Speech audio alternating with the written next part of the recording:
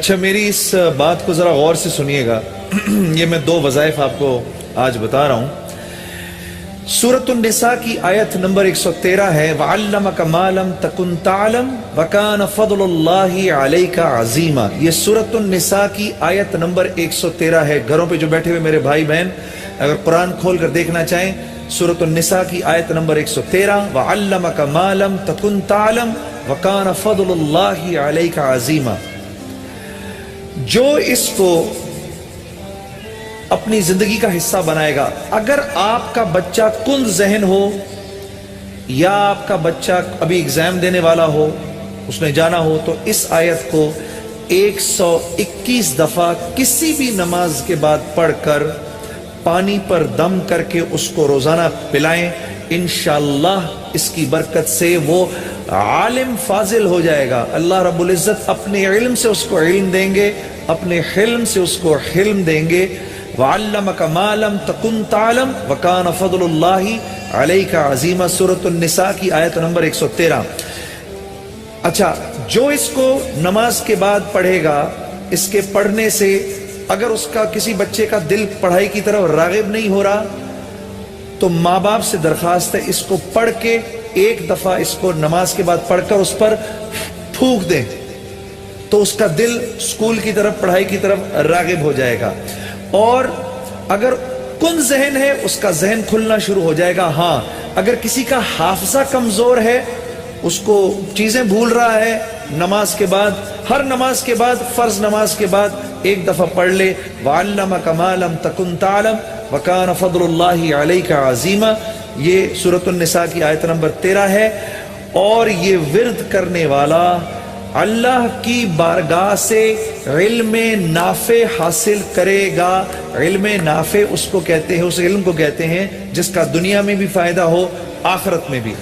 20ویں پارے کی ایک آیت ہے، أَمَّن يُجِيبُ الْمُضْطَرَّ إِذَا دَعَاهُ وَيَكْشِفُ السُّوءَ۔ یہ 20ویں پارے کے پہلے صفحے پہ ہے، یہ یاد رکھیے گا۔ پہلے صفحے پر جس کو قرآن پڑھنا آتا ہے اس کو بٹھائیں، اس سے پوچھیں وہ آیت کدھر ہے۔ شروع کے اندر ہی ہے، 4-5 سطروں کے بعد، أَمَّن يُجِيبُ الْمُضْطَرَّ إِذَا دَعَاهُ وَيَكْشِفُ السُّوءَ۔ جو یہ پڑھے گا، اب سنیے اس کو کیا کیا ملے گا۔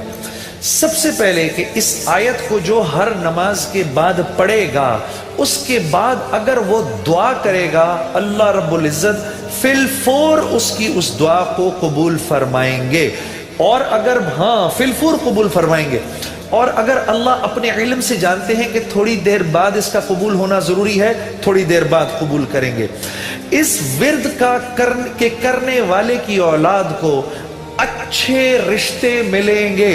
جو اس ورد کا اہتمام کرے گا ہر نماز کے بعد ایک دفعہ، اس کو یا اس کی اولاد کو اللہ اچھے رشتے دے گا۔ اس ورد، اس آیت کے پڑھنے والے کو جب یہ کسی مشکل میں پھنسے گا، اور اگر اس کی زبان سے اس وقت نکلا، جب آپ سے موبائل چھیننے آتا ہے نا کوئی، اس وقت یہ دعا پڑھو، اس کو نظر ہی نہیں آؤ گے، اس کو نظر ہی، اس ظالم کو آپ نظر ہی نہیں آئیں گے۔ یہ میں آپ کو بتا رہا ہوں، میری گردن پکڑ لینا، اگر کسی کو دیکھو کہ موبائل چھیننے آ رہا ہے، یہ دعا پڑھو، أَمَّن يُجِيبُ الْمُضْطَرَّ إِذَا دَعَاهُ وَيَكْشِفُ السُّوءَ۔